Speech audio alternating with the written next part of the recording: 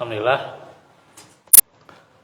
wassalatu wassalamu ala rasulillah wa ala alihi wa sahbihi wa man tabi'ahum bi ihsanin ila yaumiddin. Asyhadu an la ilaha illallah wahdahu la syarikalah wa asyhadu anna Muhammadan abduhu wa rasuluh alladzi la nabiyya ba'dah. Alhamdulillah, ikhwati fillah.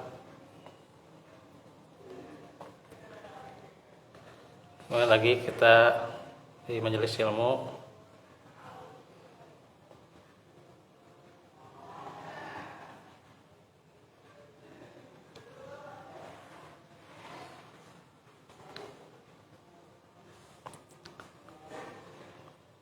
Di mana kita lanjut lagi untuk pelajaran tauhid ya.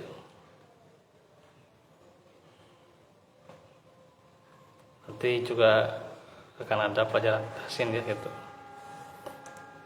Tentunya agar penting belajar tahsin, sebuah kewajiban untuk kita ya. Karena kalau tidak belajar dengan tahsin atau tidak membaca dengan tahsin itu akan berdosa ya gitu. Karena itu apalagi modal ya itu dalam belajar Islam itu ya. Nah itu memperbaiki tahsinnya ya gitu.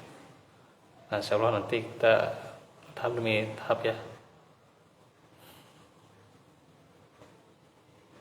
Tentunya tidak bertabrakan juga dengan pembahasan yang lain. Nanti insyaallah nanti saya kasih tahu waktunya ya. Nah lanjut untuk pelajaran hari ini, yaitu tentang ayat wa budullaha wa la tusyriku bihi syai'an. Dan beribadahlah kalian kepada Allah dan janganlah menyekutukannya sedikit pun. Surah An-Nisa ayat 36. Ada kata di sini yaitu la tusyriku. Janganlah kalian menyekutukan. Artinya tinggalkanlah kesyirikan. Yaitu menyamakan selain Allah dengan Allah pada hal-hal yang menjadi kekhususan Allah ya. Dan juga syai'an yaitu adalah isim nakirah dalam konteks larangan, sehingga itu mencukupi segala macam kesyirikan baik besar maupun kecil ya. Harus dijauhi ya gitu. Nah disinilah bahwa perintah agar menyembahnya kepada Allah dan meninggalkan kesyirikan itu. Bahwa syirik itu bukan menyembah kepada selain Allah ya. Tapi kalau menyembah kepada selain Allah itu namanya kafir ya. Tapi kalau menyembah sesuatu di samping dia menyembah Allah, nah itu kesyirikan ya, itu. Menyamakan sesuatu dengan Allah itu kesyirikan. Nah itu maksudnya kesyirikan itu ya. Nah misalnya kita batu ya. Nah batu ini bisa ya mendapatkan dengan batu ini misalnya, dan itu bisa dapat rezeki ya, jodoh gitu.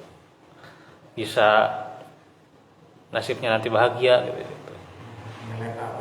Nah gitu. Nah itu baru kesyirikan gitu. Ya.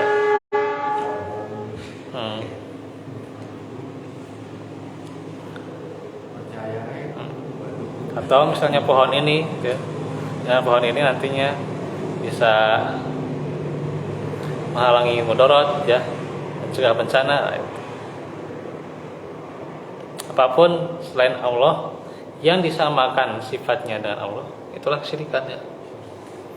Ya.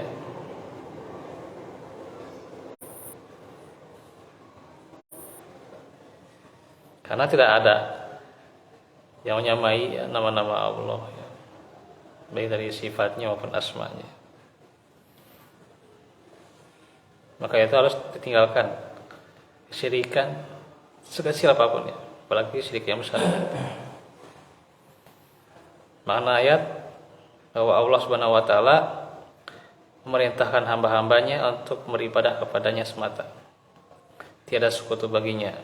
dan melarang mereka dari kesyirikan. Allah tidak mengkhususkan dalam perintah beribadah hanya kepadanya pada salah satu jenis ibadah, baik doa, sholat maupun ibadah lain, supaya perintah tersebut dapat mencakup semua jenis ibadah ya.